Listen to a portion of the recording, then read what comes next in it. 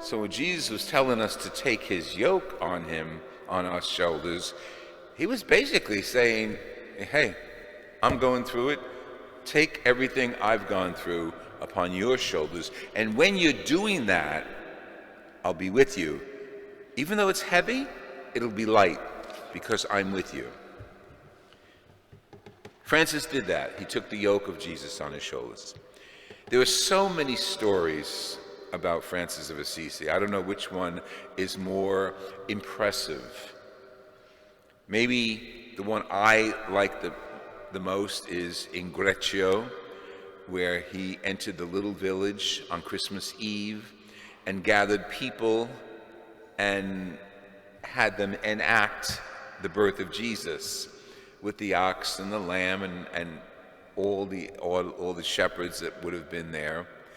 And it was their vigil, their way of remembering Jesus and the birth of Jesus in very simple surroundings.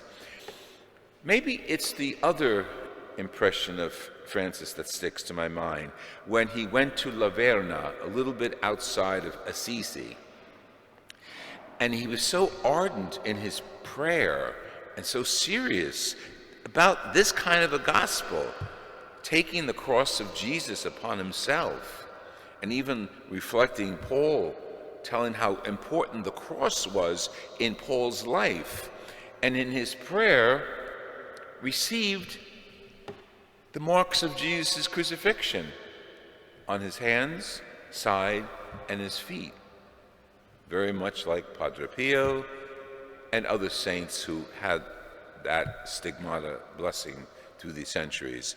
But that was one of the major events in the life of Francis and his followers, to open their eyes to realize this little guy, and he was little, his robes are in Assisi in a glass frame.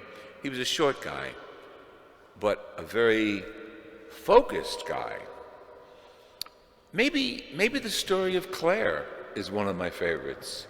When Claire, we don't say girlfriend, but a very good friend of his, who probably would have married him had he not converted from a soldier to a beggar.